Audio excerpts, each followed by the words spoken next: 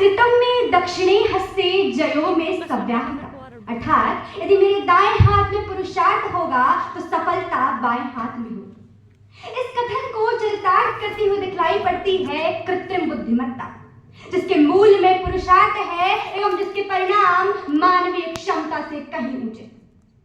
बीते 600 वर्षों में हमने वैज्ञानिक क्रांति से लेकर के छापे खाने का आविष्कार तक, औद्योगिक क्रांति से लेकर के कंप्यूटर इंटरनेट तक इतिहास में ऐसे कई क्षण देखे हैं जो मानव को अपने अस्तित्व के प्रमाण अर्थात रचनात्मकता की समाप्ति का संदेश देते। परंतु कालांतर के परिणामों से यह कक्षण भिन्न नहीं, और जब आज विकास के क्रम में पूरा विश्व आर्टिफिशियल इंटेलिजेंस के साथ चौथी औद्योगिक क्रांति की ओर तेजी से बढ़ रहा है, तो मेरे विपक्षी साथियों के विचार मुझे एआई के आधार स्तंभ पर निर्माणाधीन मानवीय सभ्यता के सबसे उन्नत रूप के विकास में बाधक नजर आते हैं।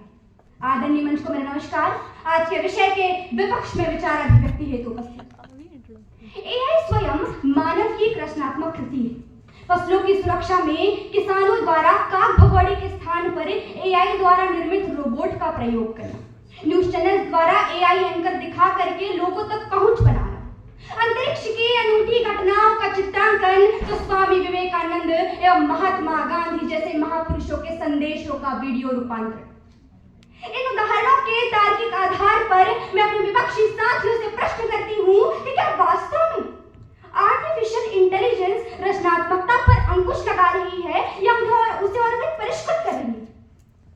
आज के दौर में एआई एक ऐसा औजार है जो मानवीय रचनात्मकता से परे संभावनाओं के द्वार खोल रहा है। चिकित्सा के क्षेत्र में नैनो टेक्नोलॉजी, जटिल बीमारियों का पता लगाना, खेल के क्षेत्र में पूर्व की प्रतिस्पर्धाओं का अवलोकन करना, उत्पादन एवं विनिर्माण के क्षेत्र में सुधार कार्य, ये सभी एआई के वह आयाम है जो रचनात्मकता को पुनरावृत्ति के जाल में फंसकर व्यर्थ होने से बचा करके सृजनात्मकता का मार्ग प्रशस्त करते हैं। कृत्रिम बुद्धिमत्ता ने रचनात्मकता के स्वरूप में बदलाव किया है, क्योंकि भविष्य में हम अपनी रचनात्मकता का प्रयोग पारंपरिक कार्यों में नहीं अपितु एआई को निर्देश देने में करेंगे, जो अपने आप में एक प्रकार का कौशल है। ज्ञानी बनकर मत नीरस उपदेश दीजिए, ज्ञानी बनकर मत नीरस उपदेश दीजिए, लोक कर्म भव सत्य प्रथम सत्कर्म कीजिए। सुमित्रानंद पंत जी की पंक्तियां आज के विषय के परिप्रेक्ष्य में बड़ी ही प्रासंगिक जान पड़ती, क्योंकि मेरे विपक्षी साथी जिस प्रतिबद्धता से चैट जीपीटी का शिक्षा एवं साहित्य में समावेश का विरोध कर रहे हैं, मैं उन्हें अवगत करा दूं कि यह वही कृत्रिम बुद्धिमत्ता है जिसके विषय में यूजीसी के अध्यक्ष ने कहा है कि ज्ञान के अथाह सागर में एआई ऐसा माध्यम है जो छात्रों की प्रासंगिक जानकारी उपलब्ध करा करके उसके शैक्षणिक अनुभव को बेहतर बनाएगा और उनमें रचनात्मकता का बीज बोएगा।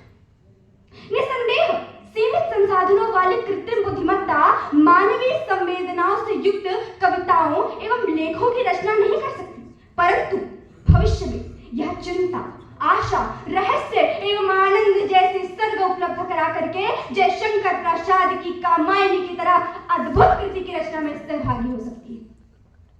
सिनेमा के क्षेत्र में एआई पटकथा को उसके वास्तविक रूप में परिणत कर कल्पना एवं क्रियान्वयन के मध्य सेतु का कार्य करेगी। एरावत जैसे माध्यम जो स्टार्टअप, उद्योग एवं अनुसंधान को एकीकृत करते हैं, वह इस देश की युवा शक्ति की रचनात्मकता को बढ़ाएंगे, और वह दिन दूर नहीं जब हमारा देश 1000 यूनिकॉर्न्स का राष्ट्र बनेगा। महोदय, भारत की सबसे प्राचीनतम भाषाओं में से एक संस्कृत के समृद्ध एवं व्यापक साहित्य का अनुवाद, वैदिक गणित में लुप्त अध्यायों को जोड़ना, स्थानीय भाषा में डिजिटल सेवा, तो अपने तर्कों को पुष्ट करने हेतु आंकड़े उपलब्ध कराना, यदि इन सभी में आर्टिफिशियल इंटेलिजेंस रचनात्मकता पर अंकुश लगाते हुए दिखती है, तो महोदय इस कक्ष को रचनात्मकता को पुनः परिभाषित करने की आवश्यकता है। मेरे साथ ही संभावनाओं, भावनाओं, तर्कों वितर्कों का चाहे कितना ही अनुलोम विलोम क्यों ना कर ले, परंतु सत्य तो यह है कि आर्टिफिशियल इंटेलिजेंस केवल एक वैश्विक टेक्नोलॉजी नहीं बल्कि एक वैश्विक अभियान है। जीपीआई के सम्मेलन में प्रधानमंत्री जी के एआई फॉर ऑल की भावना के साथ हम एक ऐसे भविष्य का निर्माण करने जा रहे हैं जो कृत्रिम एवं मानवीय रचनात्मकता का समायोजन होगा। कृत्रिम बुद्धिमत्ता एक ऐसे भविष्य का निर्माण करेगी जहां पर वह रचनात्मकता का अंकुश नहीं लगाएगी, अपितु उसे पंख दे करके आगे बढ़ाएगी और मनः पूतम समाचरे की उक्ति को चरितार्थ करेगी। जय हिंद, जय भारत। बहुत बहुत धन्यवाद।